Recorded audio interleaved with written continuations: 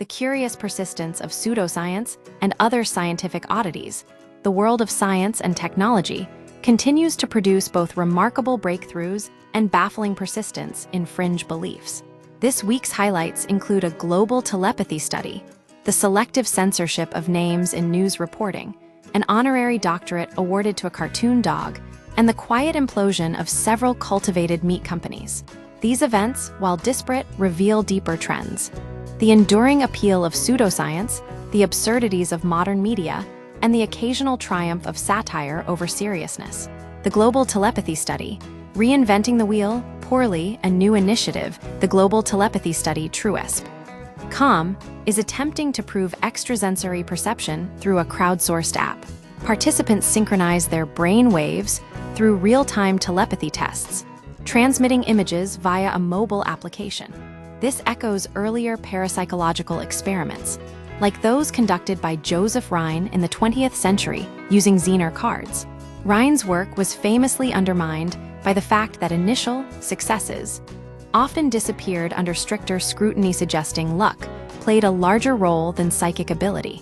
The modern study is essentially a digital rehash of flawed methodology, led by individuals with backgrounds in advertising and a former CIA psychic spy. The project even delves into quantum ESP research, claiming brain neurons create consciousness through quantum entanglement. The absurdity is compounded by the study's founder continuing to send press releases to skeptical outlets, which ensures continued ridicule. Censorship and sensationalism in media, the news cycle itself offers its own brand of oddity. One reader noted that HuffPost and Yahoo News censored the name of former Vice President Dick Cheney in an article about Donald Trump's health, replacing it with asterisks. This raises questions about editorial standards and the oversensitivity of modern media. The original article by HuffPost dared to spell out the name, so the censorship appears to be a Yahoo News decision, highlighting a curious aversion to certain words. Academic absurdity.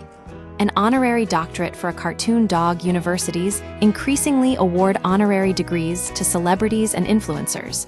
But Griffith University in Australia took things to a new level by offering a professorial chair to Bandit Healer, the fictional animated dog from the children's show Blue Eye. The university fabricated a biography, citing his fieldwork in remote jungles and landmark publications on dance mode freezing in pre-literate societies. This was actually awarded to Blue Eye's creator, Joe Brum, whose brother is a paleoanthropologist at the university. The incident underscores the trivialization of academic honors. The cultivated meat crash. Several cultivated meat companies have recently gone out of business, including Meatable and Believer Meats. One reader suggested that Believer Meats' failure was due to its CEO's last name, Burger. While darkly humorous, this highlights the financial and logistical challenges of lab-grown meat, which has struggled to become commercially viable despite years of hype.